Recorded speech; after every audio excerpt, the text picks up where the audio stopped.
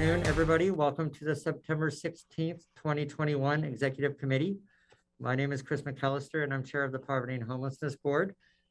I am interested in having everybody participate in an introduction with their jurisdiction. If there's something happening in your neck of the woods and your specialty that you bring to the Poverty and Homelessness Board, this will be a good time to do that.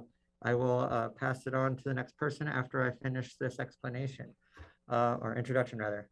I would like to first start off this meeting as this was Labor Day in the month and recognize that our work would be unable to be done without our employees, without our labor force. So I want to recognize all the county and city employees, as well as the staff who work in the nonprofits and public entities who make the work happen. We can't do this without you. And so I just want to thank you all for doing what you do. And with that, I'd like to pass on to introductions to Commissioner Farr.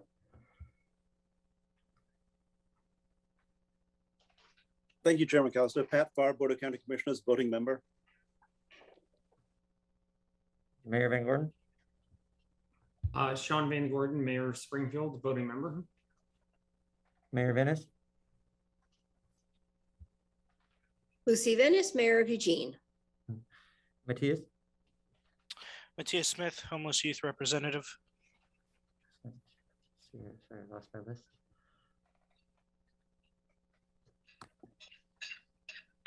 If there are any other executive members? My list jumped, I'm sorry. That is everyone.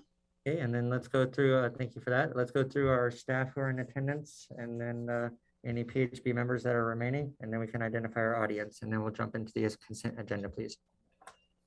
Alex Dreer, Lane County staff. James Ewell, Lane County staff. Erin Fifield, City of Springfield staff. Jason Dedrick, City of Eugene staff. Steve Manella, Lane County Human Services staff.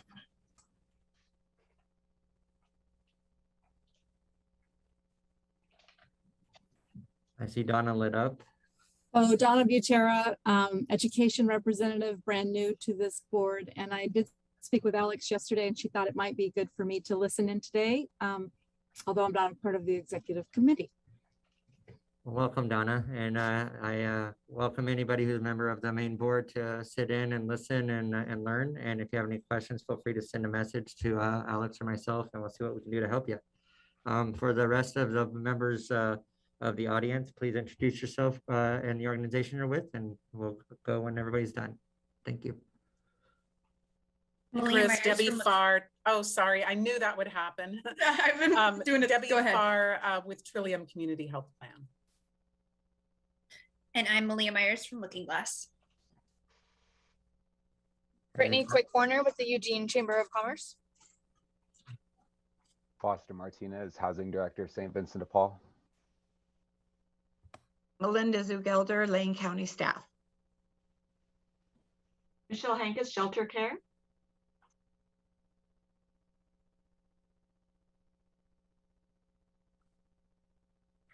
That appears to be everybody but Dr. Foster, and we have Metro TV with us, which again is why we are able to broadcast this to the folks in our community on both YouTube and metrotv.org. So thank you, everybody. Now that everybody's here, can we get a motion to approve the minutes from July 15th, 2021 and accept the statement of revenue and expenditures, which together are known as the consent agenda? Chairman McAllister. Yes, Commissioner Farr. Chairman McAllister, I move the consent agenda for this date. And I'll second that. Thank you, Commissioner Farr, for the motion and Mayor Venice for the second. Is there any amendments or discussion before we do this? Hearing none, all in favor, please signify by saying aye or raising your hand. Aye. Aye. Any opposed, please signify by saying nay. Hearing none, the motion carries, agenda passes. Thank you very much, everybody. Next on the agenda is membership applications. We've had several open spots due to retirements and folks moving on to other opportunities. And so one of those opportunities left us with Dr. Kincaid moving to the University of Washington. And while we have had the pleasure and honor to work with Dr. Kincaid for the past few years, we welcome the chance to have another medical experienced voice who's worked with our unhoused and impoverished populations. And so I understand after speaking with the membership committee that they are putting forward Dr. Willie Foster as the healthcare representative. And Alex, can you please share what the process is at this point? Yes, thank you. We had many applicants for the healthcare representative position, and the membership committee chose to recommend Dr. William Foster. So the next step would be for the Poverty and Homelessness Board to accept this recommendation, and then it would vote to approve that. Then it would go to the county commissioners for official approval. And I'd like to invite Dr. Foster, if you'd like to say a few words, introduce yourself to the body. You're welcome to do that. Thank you. I'm Dr. Willie Foster. I've lived here in Eugene for about 13 years. I work out at Peace Harbor Hospital at the Peace Health facility there. I'm an emergency room physician. For the last 6 years, I've also been involved with leadership out there as a medical director of the ED for the last 3 years, as a chief of staff of the hospital as well. I've been involved with Occupy Medical almost from its beginning, not quite. And at least 5-6 times a month, I am out at some homeless camp or free clinic someplace here in Lane County. And I also serve on the Public Health Advisory Committee. I'm the chair of that. Potentially, I might be giving that position up, but I've been on that committee for the last 3 or 4 years as well. Excellent. Well, thank you, Dr. Foster, for both showing your service and showing interest in helping us move forward on our county initiatives and county supports through poverty and homelessness efforts. And so I welcome this this nomination and would like to put it before this executive body if we would like to move this to the PHB and the Board of County Commissioners as Alex prescribed. Can I get a motion? I'm happy to move to send this this candidate, this appointee to the Board of Commissioners for approval. And thank you, Doctor, for stepping in to do this work. Get a second, please. I'll second. And was that Matisse? Yes. Excellent. Thank you. That was moved by Mayor Venice and seconded by Matisse and open for discussion. Commissioner Farr.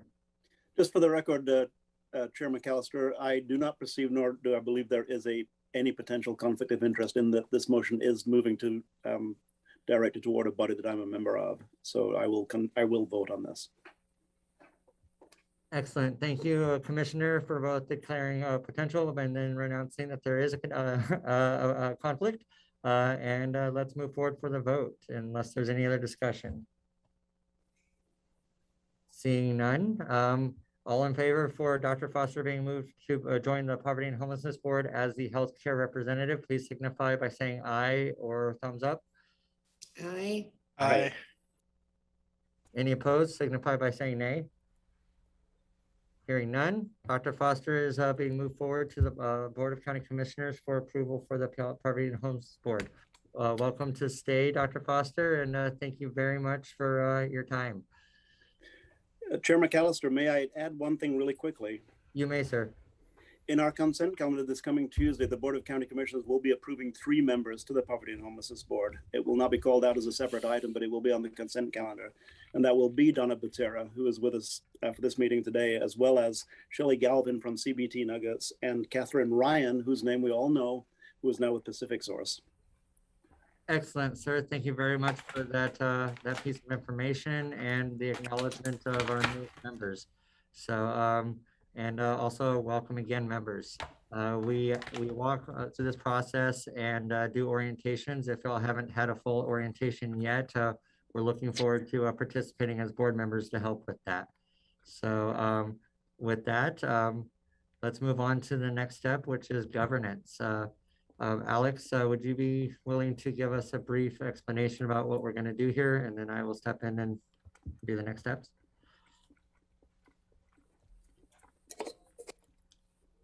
Yes. So we are able to call nominations for vice chair. We currently don't have a vice chair of the Poverty and Homelessness Board, and that's an important position. So if you'd like to nominate someone for vice chair, please let us know now, or you can also email me in writing. Thank you, Alex. And another formal thing that we haven't quite done yet is, while we talked about having elections, we ended up having to adjust due to a couple items to make sure that conflict of interest was being adhered to and that we were following our charter. After that item had been cleared up, we have not yet had our elections. So I myself am also up for either nomination or re-election or another person. So as people think over the next month, maybe think of if you would like to have a different chair, or if you support the work we've been doing and want to continue under this current leadership, feel free to renominate me. I would like to also offer a consideration for an amendment to our governance structure, just briefly. And so this time I'd like to, with consent of this group, share an additional model that might make us a little bit more streamlined and a little bit more spread in our engagement. Looking for a head nod, anybody? Okay, awesome. I would like, thank you. I'd like to consider, as we spread out our work and we face a variety of changes and issues in this county, and as we advise on multiple items, I would like to see about expanding a leadership position and have two vice chairs, one focusing on poverty issues and one focusing on homeless issues. And with this, we would be able to direct efforts and work on the committee works together and bring back more reports and hopefully uplift more voices in this process. And so it doesn't become a zero sum where our work on poverty issues takes away from the homeless actions, or our work on the homeless actions take away from the poverty issues. Because just like our community, this needs a holistic approach. And we need to lift our people up off the streets and also make sure our people don't fall from their homes back to our streets as best we can. So that is my thoughts for a conversation. I'd like to open it up to the members of this committee to see what their thoughts are. Is this a helpful consideration? Is this an extra piece of work? What would y'all like to do?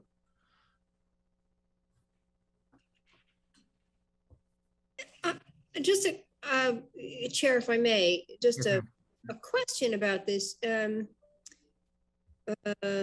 So how does this have any impact, or would this relate, or should we have a conversation? We don't actually have a subcommittee that we refer to as the poverty subcommittee, but we have subcommittees that I suppose you would identify as falling within that category more. I mean, are you thinking that there needs to be a subcommittee that looks at, I don't know, housing stability, wages? I don't know.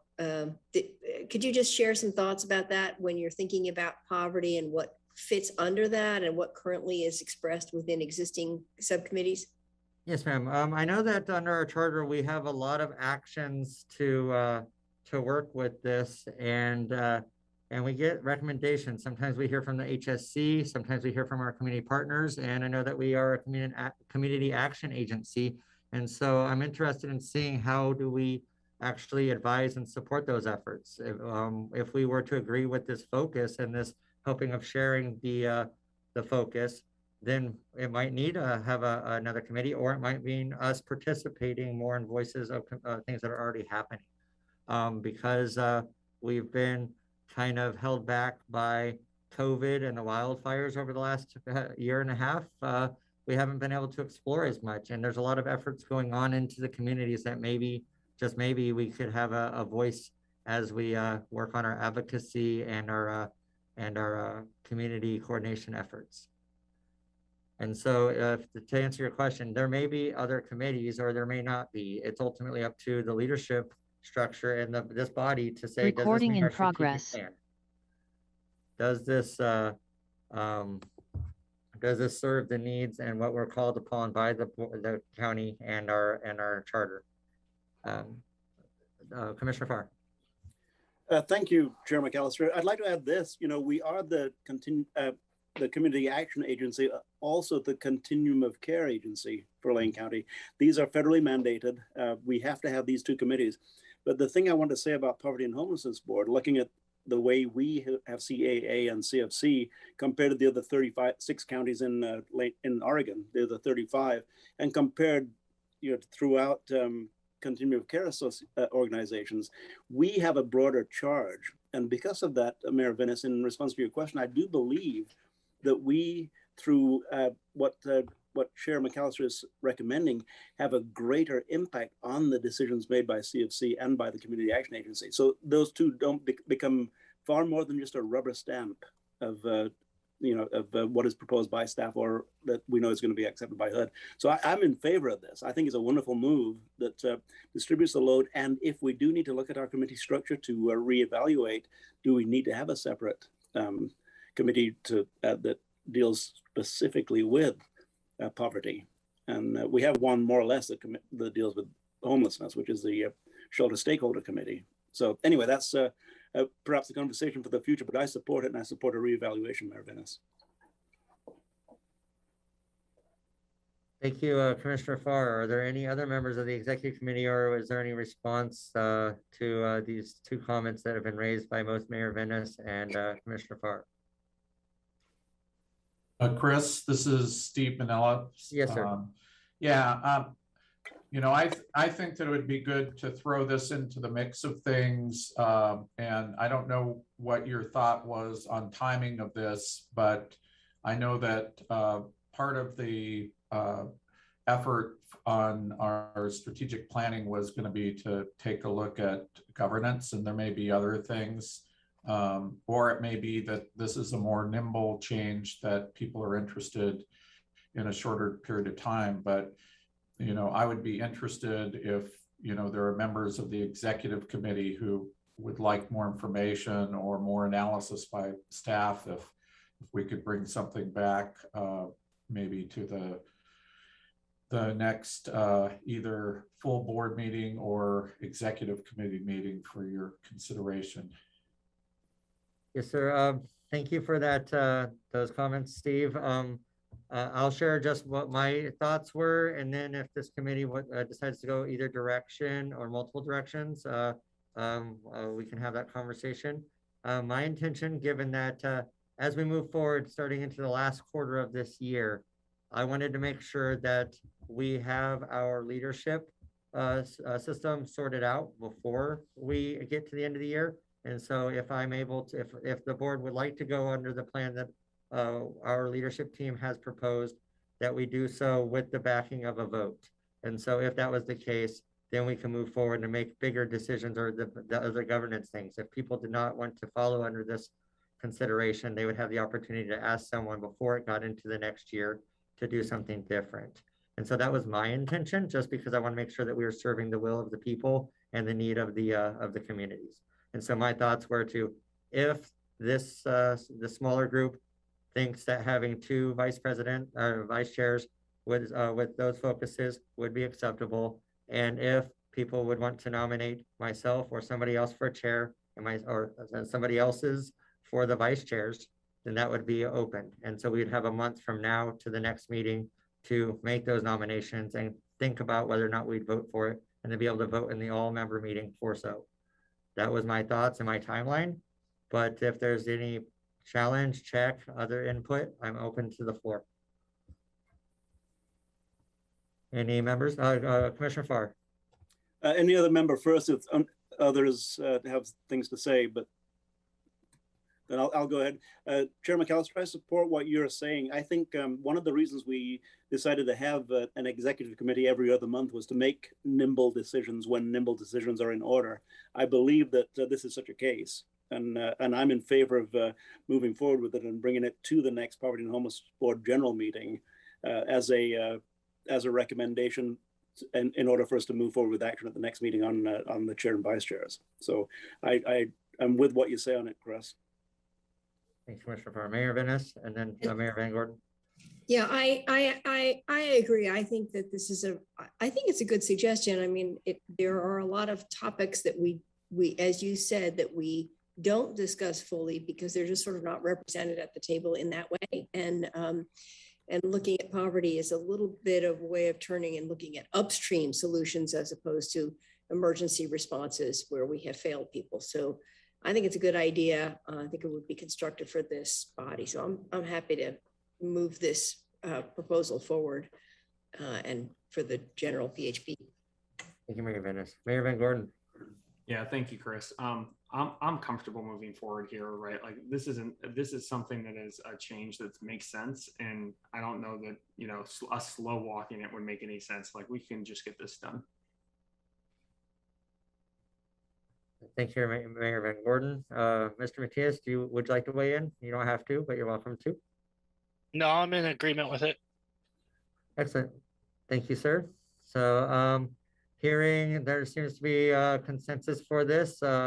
Alex, let's move that forward to our next agenda item for the general election, or it's going to be a general election, I guess, but general vote. And also, if anybody would like to make any nominations in this moment, they're welcome to. If not, they have from the end of this meeting until the next meeting to be able to put in a nomination for Chair of the Poverty and Homelessness Board, Vice Chair of the Poverty and Homelessness Board with Poverty, and Vice Chair of the Poverty and Homelessness Board with Homelessness.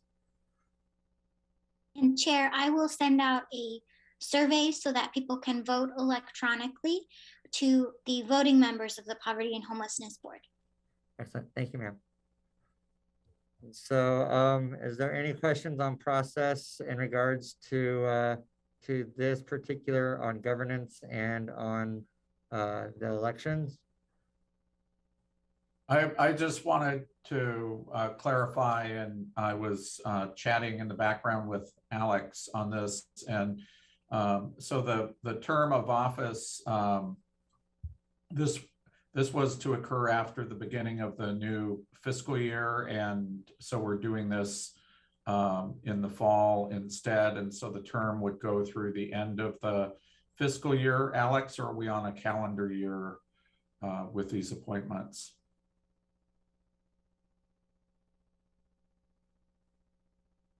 For leadership, we're now on a fiscal year. On a fiscal year, okay. So would this be, for clarification purposes, this would be for the next 9 months? Fiscal year ending in July?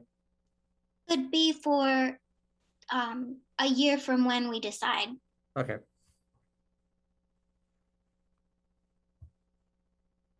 So does this change any of the process or any of the considerations, Steve? No, I just wanted to be clear on what the term of office was for this decision. Excellent. Well, thank you, sir. Yes, Commissioner Farr. And I'm still not exactly clear, just to make sure that we all are. We've decided it's a fiscal year. The fiscal year does end June 30. It doesn't end at the decision point. So Alex, are we suggesting that this operates on a separate year from the fiscal year and the calendar year, that it's just on its own particular year? Or would this election take place through June 30 of next year, and then we'll have a full year election subsequent to that, or prior to that, actually? Allow me to consult the governance charter and get back to you all. Perfect. I do think that since terms tend to expire on the fiscal year, June 30th, it's possible their term could be ending, but they're still in a leadership position. So it's not wise to get off of that timeline. I'll consult the governance charter and respond in writing.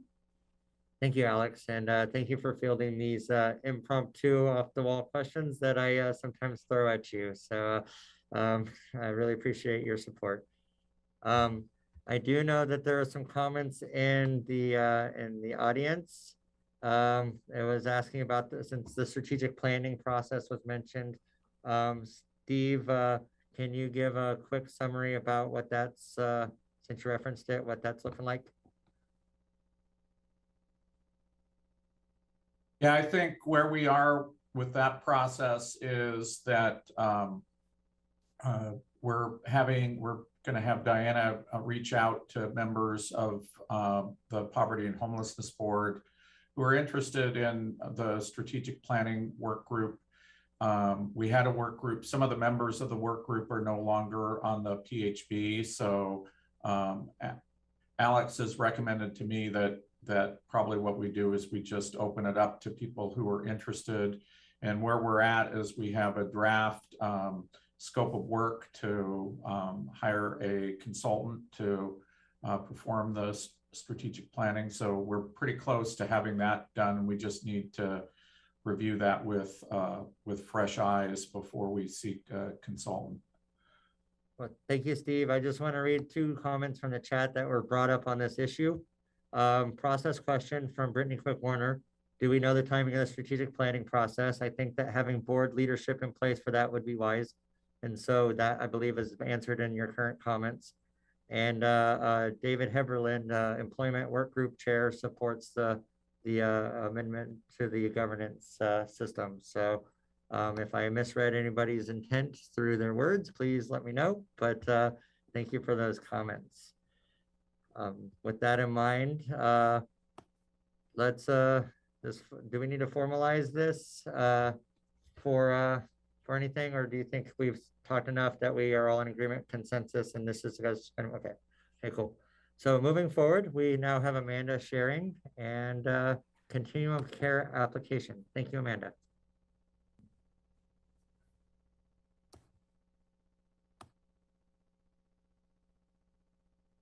Okay, hopefully folks can see my screen up there now. I'm just going to give a quick update. I don't know that I'll need the full amount of time I've been allotted, but I'm going to give an update just in terms of where we are with the HUD COC competition. As you know, we're in the swing of things. So just to update you as the COC board. So recent updates, we had an ad hoc committee made up of members of the RFP Eval HMIS committee and the PHB executive committee. So some of the folks on this group met on September 10th to discuss and approve several items. And the reason we did an ad hoc committee is that the RFP Eval HMIS committee has pretty limited membership at the moment, and several members also have a conflict in terms of COC funding. And so the solution to do that quickly was to have sort of an ad hoc group meet, which seemed to work well. So at that meeting, we have approved our fiscal year 21 COC competition policies. These are policies that we're required to have in place and attached to our COC application. So that document of policy includes how we establish eligible renewals in our evaluation process, which is our intent to renew, reallocation policies, our ranking process, and our new projects process.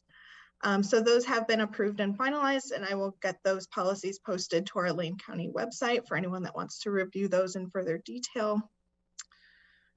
We also discussed the new bonus project opportunity. So approximately 196,000 is available to our COC during this competition for the new bonus project. The committee has voted to approve the NEL, which is also known as our 1100 Charnelton project, a 45 unit PSH project, as the submission. So an RFP process was completed earlier this year, and Laurel Hill has already been selected as the subrecipient to provide services for that project. So we do plan to submit that in this competition period. And if COC funding is secured, then that project, the COC project, would begin July 1st of next year.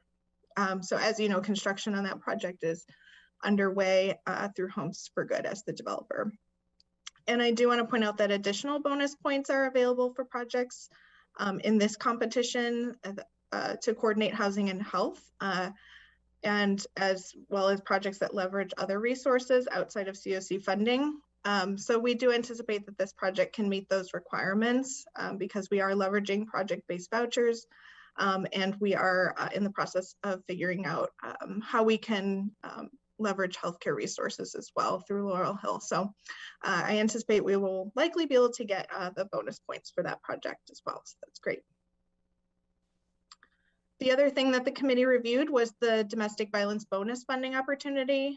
So approximately 142,000 is available for that new project. That's a separate designated pot of funding that was approved through the Appropriations Act, and that includes allocations from fiscal year 20 and 21, since we did not have a competition last year.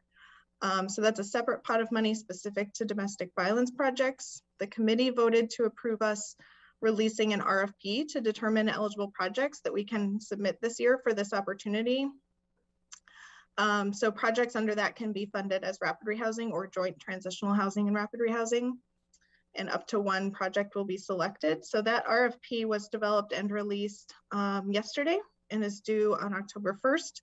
There is a super tight turnaround on that one just because of the HUD specified deadlines within the competition.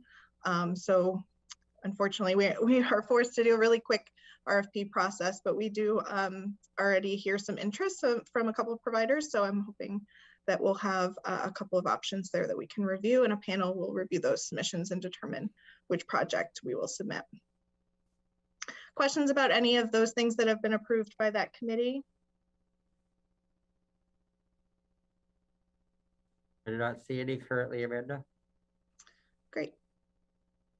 And then, oh, go how ahead, Chris. often, just for the people who are brand new and might be watching, we do this every year, right?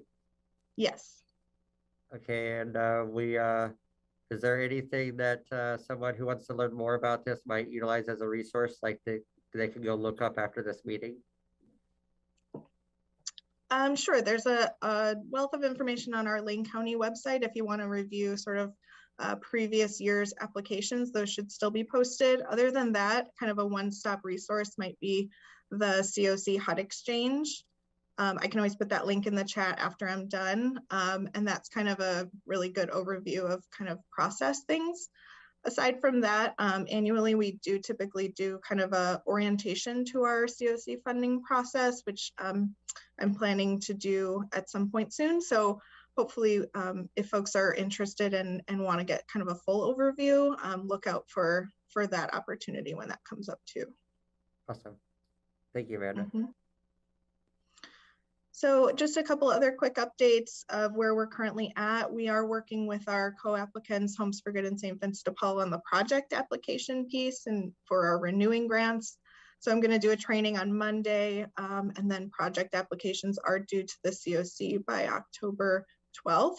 So those are required to be due to us 30 days out, and then we review them and then do a final submission. So that process is underway. And then we are also currently working on our narrative portion of the application, and we hope to have our first draft of that by October 4th. And if folks want to be more involved in kind of reviewing a draft or taking a look at that, I'm open to hearing your suggestions. So feel free to reach out to me if you want to be more involved in reviewing a draft. I'm happy to send that to you when we have it. Other than that, upcoming items just to be aware of for this committee, the ad hoc group that I talked about will also be conducting the required ranking process at their next meeting. So we did kind of a preliminary discussion at the last meeting, and we'll be doing the actual ranking at our next meeting, which is tentatively scheduled for October 8th. And then the PHB general group will be asked to approve the final ranking at their October meeting on October 21st. And that must be publicly posted by November 1st. So we hope to get that approved at that meeting. And then at that meeting, the PHB will also be asked to approve submission of our final COC application, which is due in November. So I'll plan to cover the highlights at that meeting. It's a very lengthy application, but if folks want to review the full draft, we will have a final draft available for review as well. And that will be publicly posted on our website also. Excellent. Thank you, Amanda. And just for the sake of the audience, are there currently openings on this committee or for folks who might be interested in learning more about the process? Openings on which committee? Sorry. On the committee that's overseeing the COC work and or the vetting and the evals. Yeah, so I think the RFP eval HMIS committee is still open to additional members as far as I'm aware. We have had a couple of interested people recently reach out, so but we do have room on that committee for additional members. That group is one that I think we will kind of review during the strategic planning process. It has several different topics fall under it, which hasn't always worked. So it is sort of a funky mix of things that group reviews, including RFPs, new projects, evaluation, and HMIS. But if folks are interested, feel free to reach out to me. Excellent. Thank you, Amanda. Are there any questions for Amanda on these upcoming items or some of the presentations she just gave? Commissioner Farr. Thank you, Chair McAllister. Amanda, thanks for filling us in on the existing COC process. Yesterday, we received the $3.3 million COC grant for youth services. That is pretty early in the game on that, but in 6 months, we need to submit a plan to HUD as to how we're going to distribute the $3.3 million over the next 2 years. And I don't know how much we've thought about this yet, but and maybe Alex or you, Amanda, can think about it and prepare a response rather than respond to kind of a cold question. But regarding the process for determining how we're going to spend the youth COC grant, will it be a similar process? Will we assemble a RFP committee, so to speak, and take a look at what the options are? That's a good question, and Alex can always speak to this if you want to give an update on sort of where we are. We did get awarded the YHDP Youth Homeless Demonstration Program grant. It is sort of a separate process. It does fall under kind of the COC structure overall, but it is separate. So the first step is really coming up with a coordinated community plan, as they call it, and we'll be working with TA providers to do that. And then we submit that and get that approved first, and then sort of starts the process of applying for projects under that funding. So there's a little bit of time to go before we're at the project phase. We're really at the community planning phase first. So I don't know if Alex, you want to give kind of a general update on that award or any other information for the group. I didn't know if you were planning to do that too. Yes, thank you, Amanda. If you can stop sharing your screen, I will share a timeline that can help us understand what happens next. Now, let's see. So I hope you can see my screen and it's not too small, but we just found out yesterday that Lane County has been awarded a Youth Homeless Demonstration Program grant. We were awarded $3.3 million. The HUD has a formula based on the number of youth in your homeless service system and your poverty rate to determine how much money you get. So we were awarded $3.3 million, which is excellent. That's for projects over 2 years. Now the next phase we have, let's see if I can annotate here. We have 6 months to come up with a coordinated community plan. So Lane County staff will be organizing stakeholders, and our Youth Action Council, which is also the 15th Night Youth Action Board, is the Continuum of Care Youth Action Council, to come up with a coordinated community plan. The deadline for that is March 15th. Then HUD will approve. Let me get it here. HUD will approve our coordinated community plan, and we'll have to issue RFPs for the projects, whatever projects we want to fund. The projects have to be continuum of care projects, but there are different waivers you can get for certain continuum of care rules that you don't have to follow for YHDP projects. And then those projects will be 2 years. After that, the YHDP projects become renewable under the regular continuum of care competition. Are there any questions about this award? Well, thank you both, Amanda and Alex, for really what was a cold question. You were pretty well prepared for it. We'll be hearing much more about this over the next few months. Thank you. And it is huge, by the way. And Chair McAllister, Yes, I just wanted to acknowledge Alex. Alex was the main coordinator and primary grant writer for this grant and has been working on landing one of these for a while, so for 3 years. So congratulations to Alex and thank you for your work. Yes, thank you very much, Alex and Steve, for those comments, and Alex for this work. I know that this is near and dear to your heart, and it shows. So thanks for bringing this home. Let's get some further updates over the next quarter, and we'll be able to do this. So, hi, Steve. Let's see here. Do we have an agenda to please go up on the main screen? Thank you. Let's see here. Now we have Hazardous Weather Task Force, Sarai Johnson. Thank you, Chair. I'm also joined, Heather Slicky is also here to speak to this as needed as well. So thank you for making it, Heather. Heather is, I'll let her speak for herself, but ultimately is most representing her role on the COAD, the Community Organizations Active in Disaster.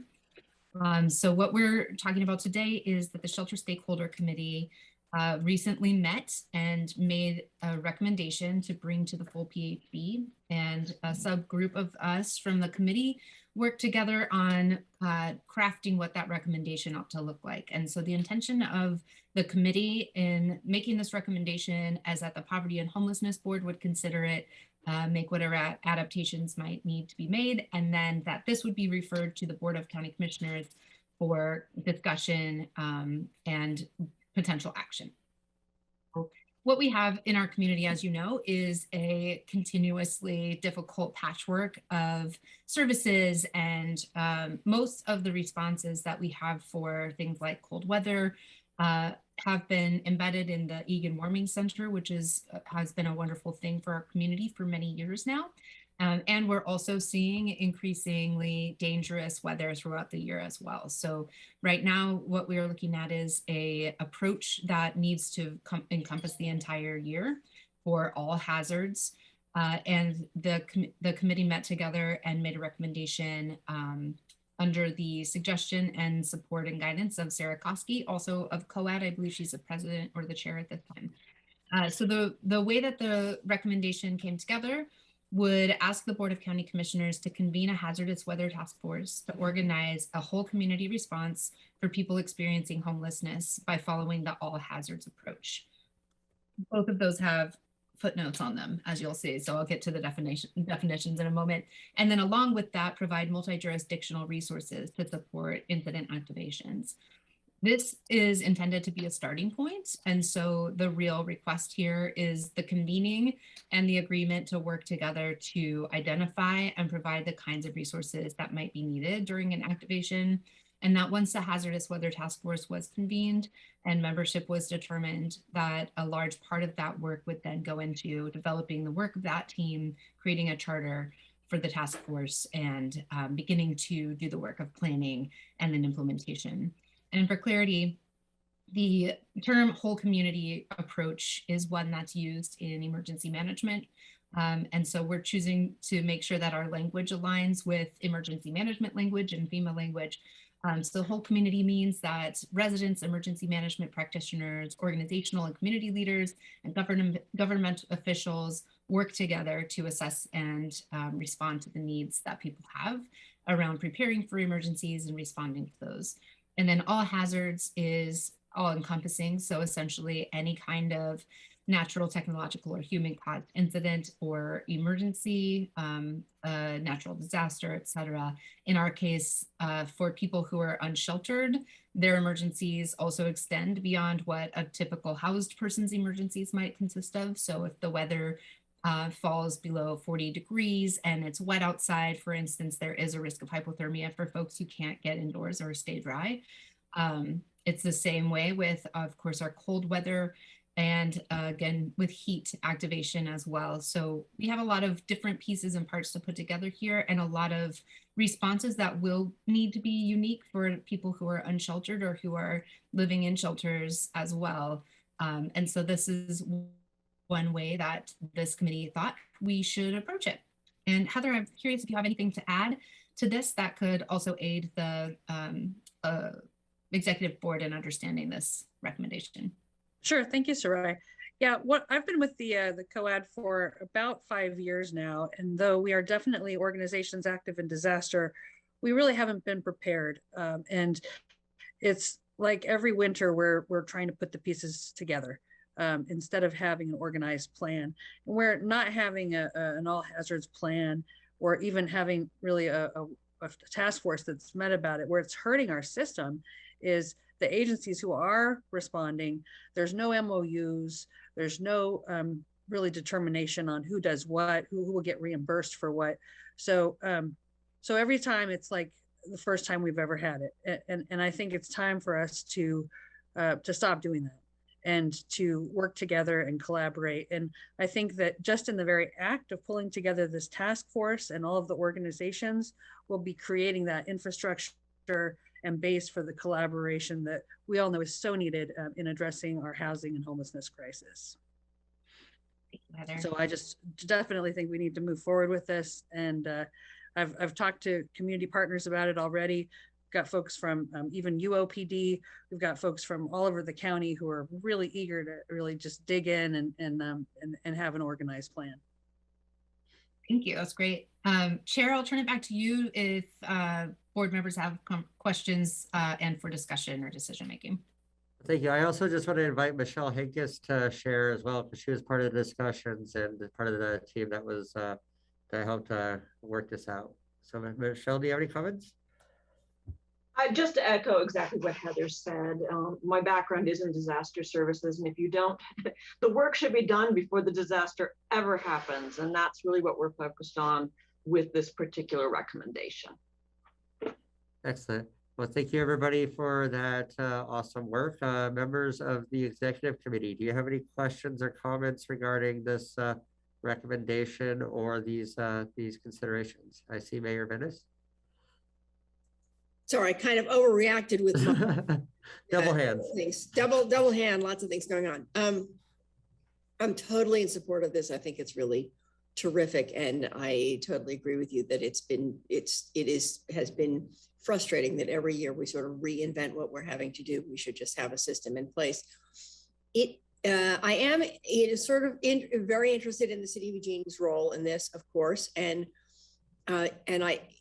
you have alluded to who may be included, and I would assume that our emergency manager folks at the city, as well as presumably Springfield, Lane County, that would all be a part of this conversation. So happy to carry that message forward. And, it does follow on, we have obvious reasons to do this related to weather, but we do anticipate a Cascadia event in this community, and setting up this system to respond to weather would enable us to obviously set up what we really need to have in the event of a big earthquake. So I'm all on board. I think it's great. And so I'd love to know a little bit more about, who's been in this sort of planning committee to talk about this, how broad is the scope of your conversations? But I think it's great. Thank you. Thank you, Mayor Venice. Commissioner Farr. This is a wonderful discussion for a myriad reasons.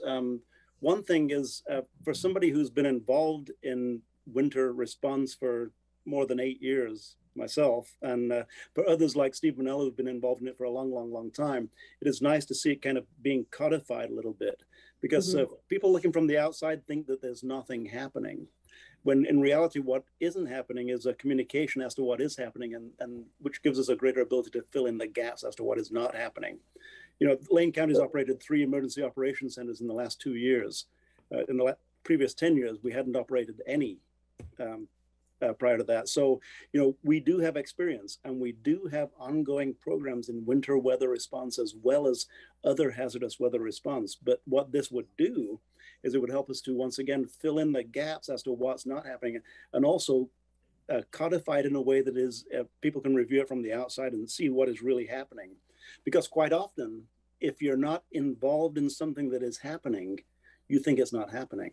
And Steve Manella, can I call on you to talk about winter weather, cold weather response that we first really started talking about in depth about 8 years ago. Steve, can you add anything on that? Yeah, I'm trying to see, I'll lower my hand now. Yeah, I think, you know, we have a number of pieces in place, and a primary focus for a number of years has been the Egan warming program that St. Vincent de Paul operates, as well as the safe parking programs that we bring up. So I do think that we've had a response. You know, we know from Tim Black, who was part of the conversation with, and I don't know if he's on this meeting, that particularly in the last several years, we've had difficulties in getting permanent sites for the Egan Center to operate. And then we've also had, you know, COVID protocols to follow. But I think what this does that steps us up one level that we haven't done in the past is this really connects the emergency management system, and has a subsection of the emergency management system that's looking out for unsheltered people during these hazardous events, whether they be environmental or weather. And the other thing that it does too, and I think a good example of that was during the heat this summer, when the COAD got involved in helping to staff at the Lane Event Center, is that, and I think it would be helpful for the committee members to get a list of who's on the COAD, but it's a very broad group. So we spend a lot of time at these meetings talking about the limitations that we have in hiring people, both in the nonprofit sector and in local government into certain positions. And by bringing this broad COAD group together, you know, we're bringing in people from all sorts of civic organizations, community organizations, from many faith-based organizations, and it really brings a wider range of volunteers and expertise together, you know, particularly at a time where it's difficult for us to find employees to do this work. So that's what I would say. I'm very much in favor of this. Thank you, Steve. Thanks, Steve. Thank you, Chair. That's all for me. Just nobody believes that we're doing everything, and nobody believes there aren't wonderful targets of opportunity if we could focus our aim on them. So I'm really, Heather Selecki, man, it's so good to have you involved in this as deeply as you are. Thank you. And I thank you, Sarai and Heather, on this item. As someone who's been following this conversation closely and knowing that a lot of what's been proposed is based off of some of the hard work our Lane County staff have already been doing, whether it's the advocacy for the smoke shelters that Alex Drew was ringing for in 2018, and to Patience Winningham's emergency fire response plan that allows vendors and communities in the rural areas to be able to access dollars when the emergencies happen. And so this is about organizing that in a multi-jurisdictional manner. One size does not fit all, but everybody deserves the pieces they need to save their homes. So thank you, everybody who's made this work. And Sarai, is there any actionable item that we're supposed to do at this moment? Well, I'd love to, I'm not certain what the process needs to be, so I'll defer that. But what we, in the committee, what was discussed was that it would be ideal for this to be a recommendation adopted by the full Poverty and Homelessness Board, or at least the executive board, and then have that referred to the Lane County Board of Commissioners. So that could be, I'm not sure if that goes through you, Commissioner Farr, or if there's another mechanism for that to kind of show up on a future agenda. Thank you. And I can facilitate that showing up on a future agenda, but I'll also say that Dan Bryant is here on this call today. Dan is one of the co-chairs of the Shelter Stakeholder Committee where this came from. So Dan, is there anything you'd like to add and any incentive you'd like to throw at me to get it on the board agenda quickly? No, I think you know it all, Pat. So. So with that in mind, Just point carry of forward. clarity. I had a quick question for the process then. If I understand it to be correct, this body could, if we all are in agreement, move it forward directly to the Board of County Commissioners, or do we have to put it before the full body?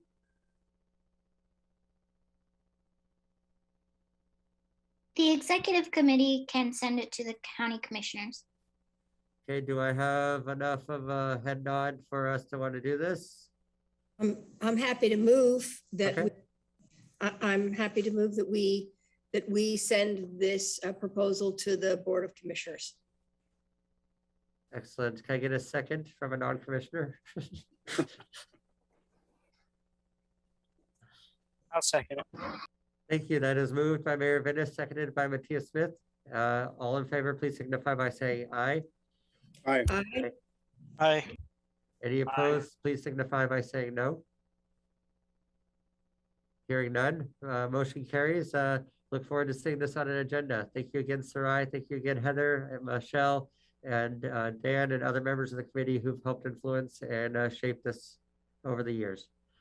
So with that in mind, I think this is a good segue into the next part of our agenda, which I believe is advocacy. And real quickly, Chair McAllister, I'll carry that to the Board of Commissioners this coming Tuesday. Excellent. Thank you, Commissioner Farr.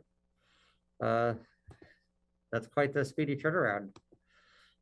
We're going to be ready for this year. So let's see here. We are now on item number 7 of our agenda. And this is advocacy as the Poverty and Homelessness Board. This is a little bit of a conversation. And we want to make sure that that we carve some space for what does it look like when we advocate from the Poverty and Homelessness Board? What are we able to do? Who do we talk to? And so I was hoping to ask staff, and I think I saw Jason in the audience from the city of Eugene, but I guess the interest I had in trying to have this on the agenda was we often are told that we're an advisory board, and we're often told that we advise multiple jurisdictions, but I don't know, how do we engage with the legislative council conversations? How do we put forward feedback we get from our unhoused or from our community partners and put it forward so that way when the legislation and local decisions are made, that the input that we have as providers, as lived experience, and as community partners, how do we make sure that that shows up and help steer the conversations? Sometimes it's not even leading to a session bill or something, but actually raising awareness. And so do we do op-eds? How do we do those? These are the types of things that we wanted to kind of maybe kick around with the executive committee, knowing that we are not we're a multi-jurisdictional community. And so one voice does not speak for all, but we all speak together when we're trying to solve. And so I'm open to hearing what people think and what their thoughts are on this process.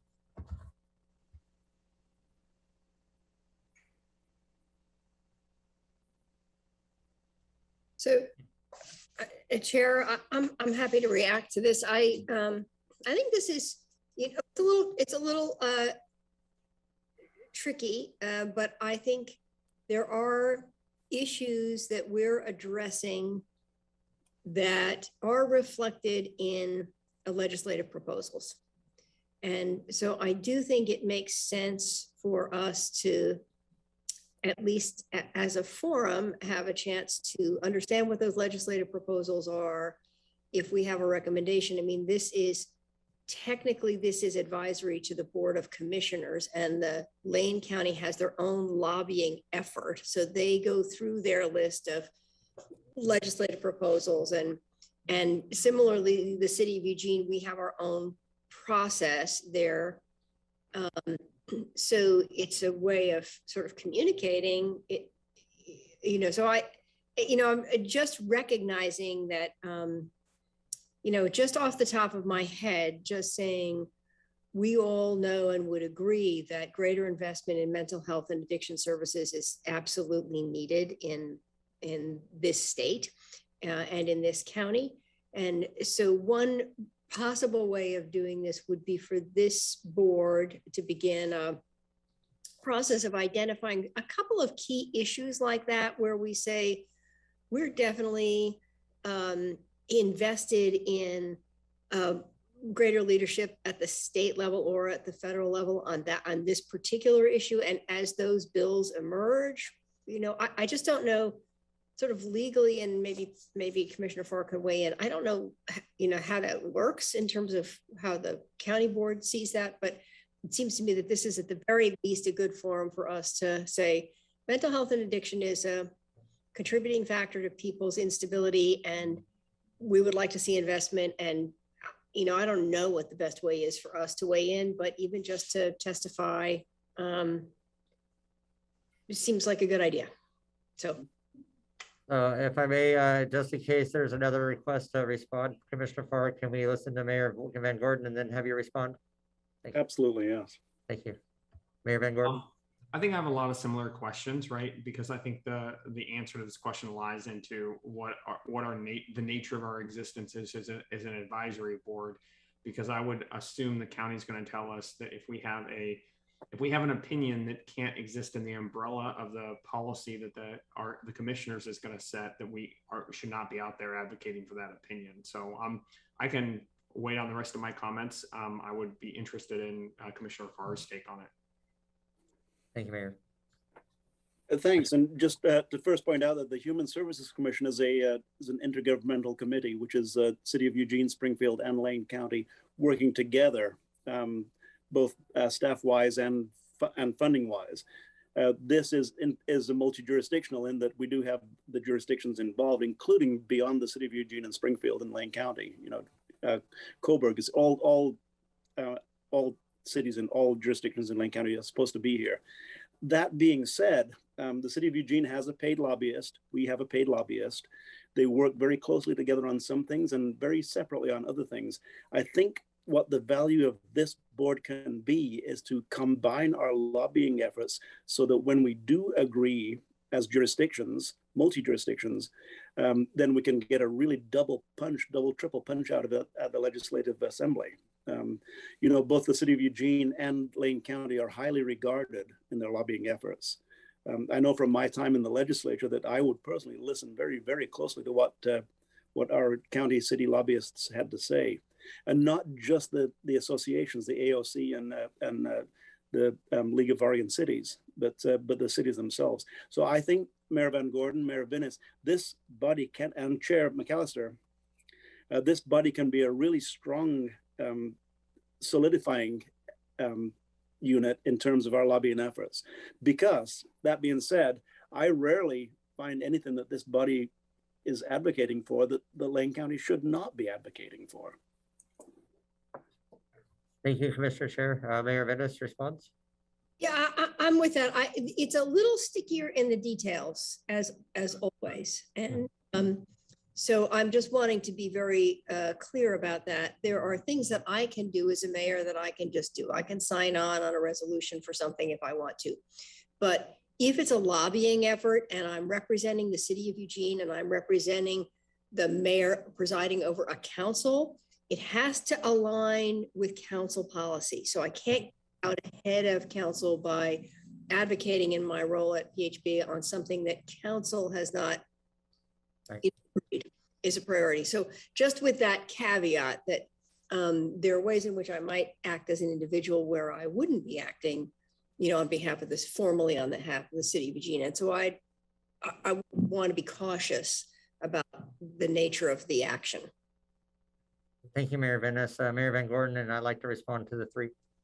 Yeah, and I'm in the same boat with Lucy on this, is just making sure that people understand that if we talk about how do we sort of collectively lobby together, I really have to be in line with where the council and the organization is, and that's sort of different than, hey, if Sean can sort of say, hey, as an individual elected leader, and that distinction matters a lot in the city world.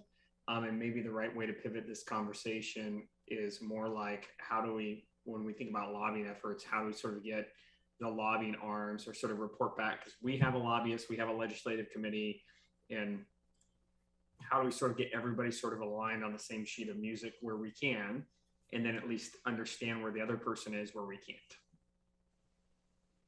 Thank you, Mayor Van Gordon. I suppose just for a point of clarity, I know that we say advocacy and it leads to the words lobby, right?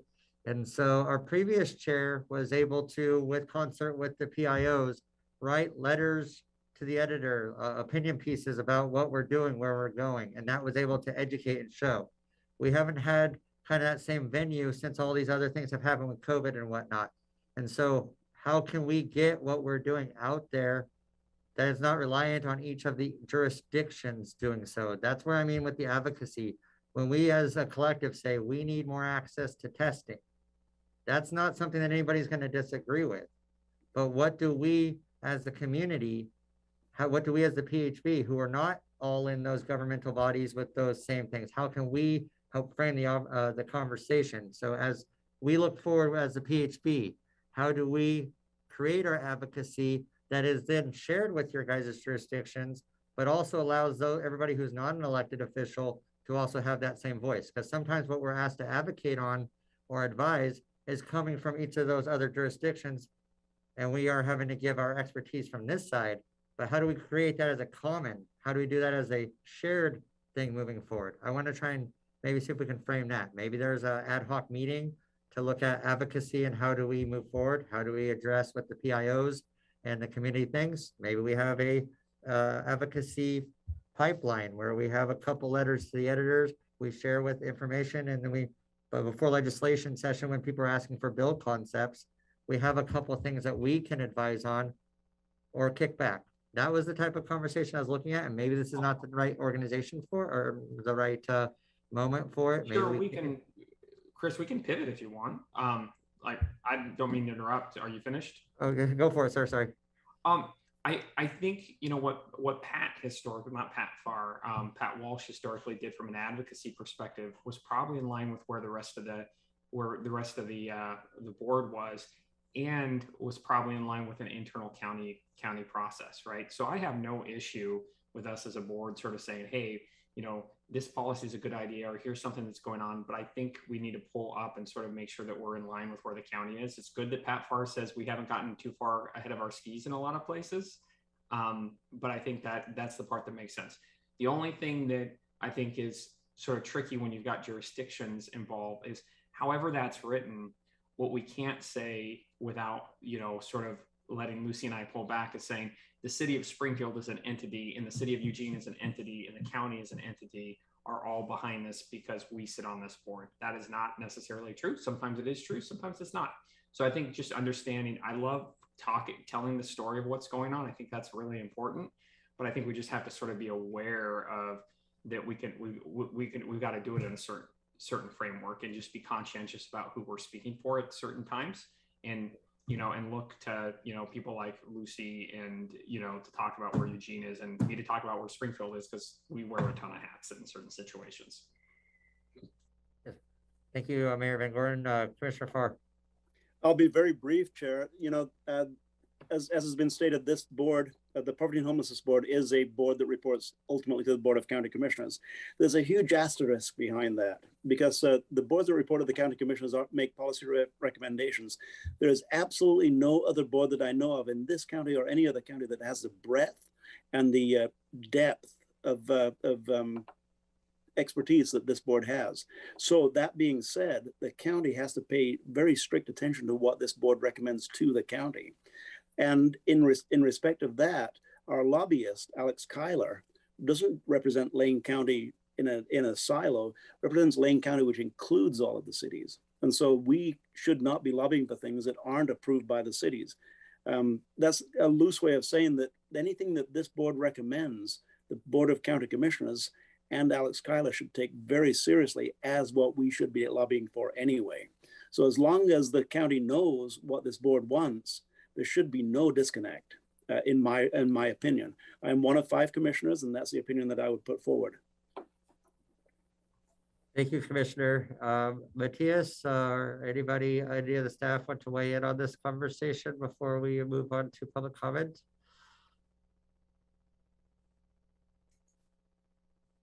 Mayor Venice? Just a quick comment, which is, it seems to me, we used to have the benefit, of course, of Pat Walsh, who has this public relations kind of perspective and framework that he functions in. It might be a good conversation about what are the kind of specific issues or priorities that where we think state investment or involvement should be. Maybe this committee could have that kind of conversation. It opens the door also in a public comment period for people to weigh in on that. I think all of us have our short list and they're probably pretty much the same. But that could be a starting point, and then that gives us a starting point from saying, is there a way in which this body, a discussion or a resolution or something else would be supportive of that work? So, it could be that it's worth a meeting or two to say, what would your short list be? Thank you, Mayor Venice. I can certainly appreciate all these comments and all these paths as we move forward and as things change. Every year it's different politically, logistically, economically, environmentally. So we always have to keep looking at how we do things and adjust. And so I would certainly be open to over our next couple executive sessions or executive meetings, having a concept that we look at for an advocacy lens. Do we want to move forward these types of concepts in our strategies, and thus our strategies are backed by what we refer to the board, and then we have our legislature and our folks who are lobbying for it being able to pull from what we've drafted as a community. I would like to also have it be like maybe at the last part of our executive meeting, so that way when people do public comment, they can share their thoughts on those types of things. And so these are just some ideas that we're kicking around. We can certainly flesh this out. I'm open to any emails or conversations folks want to have in the meantime to get clarity, or maybe repurpose this question in a more discernible form. At this point, I'd like to invite anybody from the audience who would like to give public comment to please put your name in the chat, and feel free to have 2 to 3 minutes as we wrap this up. Is there anybody here who would like to give public comment?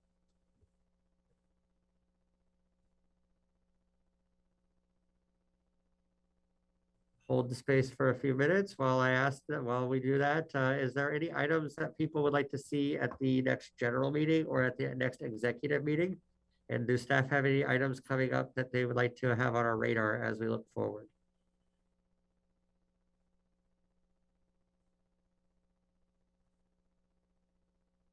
Okay. Steve, is there anything coming up in the next 2 months that you can think of that members of the PHB or greater community might want to have their eyes open for?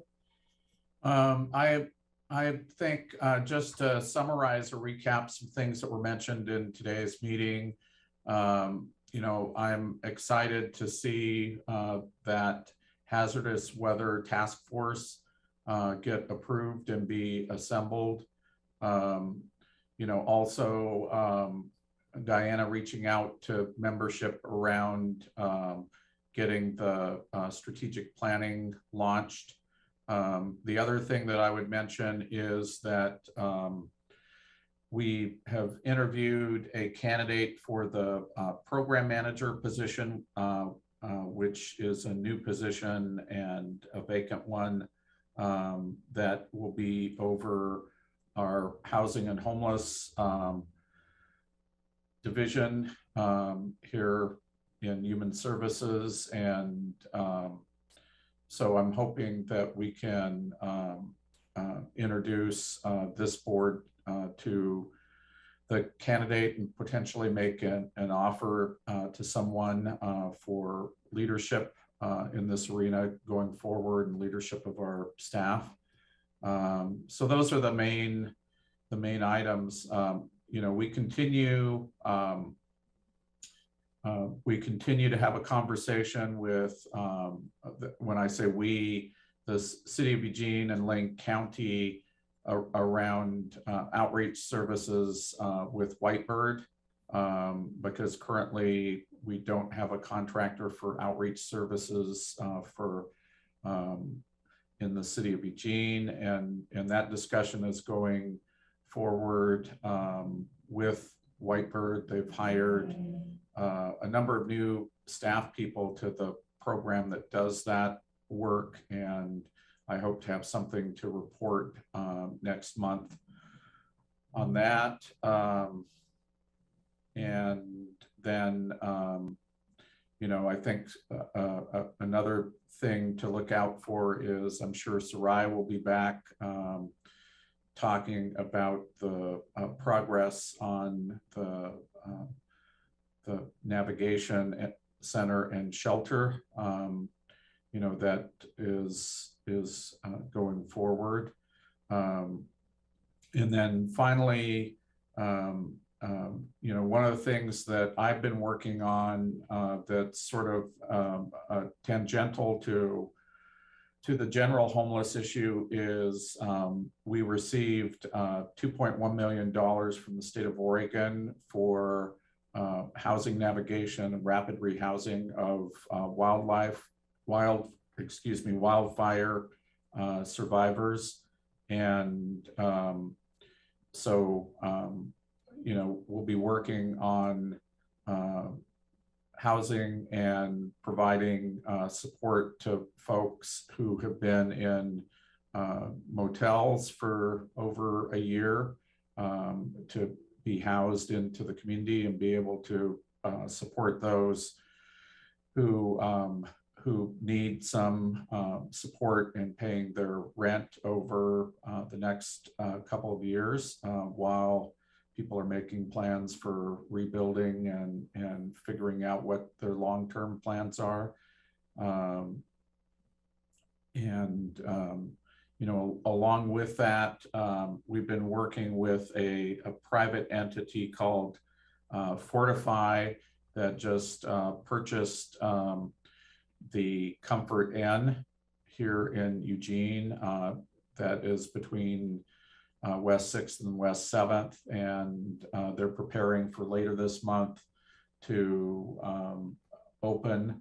And what will be happening at that point is that the remaining survivors that are staying at the guest house in Springfield will be moving to that place. And part of the model that Fortify has is that what they do is they purchase a property and then they come in and 5 units at a time, they'll come in and convert 5 units for permanent housing. So those hotel or motel units will turn into studio apartments or 1-bedroom apartments, and then be available for affordable rentals into the future. And they've done this in Spokane. They're working in Southern Oregon, on the Oregon coast, a number of different communities. And that when they're all done, then you have additional housing stock for particularly people who are able to live in small square footage and have smaller households. Excellent. Well, thank you, Steve, for sharing that awesome work. We have a lot of options. We have a lot of opportunity. And I think as we leave this meeting today, know that there's going to be some bumps. We know that the smoke is coming and winter is coming, but we got to take care of each other as a community. And as we continue to move forward and across those bumps, that as long as we keep the chains of communication going and the positive efforts going, I think that we can get through this better than when we found it. And this goes to show from the previous expanses of our systems, from Egan to the veteran housing, to the shelters, to now these safe sleep sites. We are moving forward as a community. We have the navigation center and the youth projects coming forward. We have work development as we try to recover our economy and save our communities from struggles that are way beyond us. But with our synergy, we can keep the energy. So thank you very much. I want to encourage you to ask questions and reach out to our staff and to myself as we move forward. Have a wonderful day.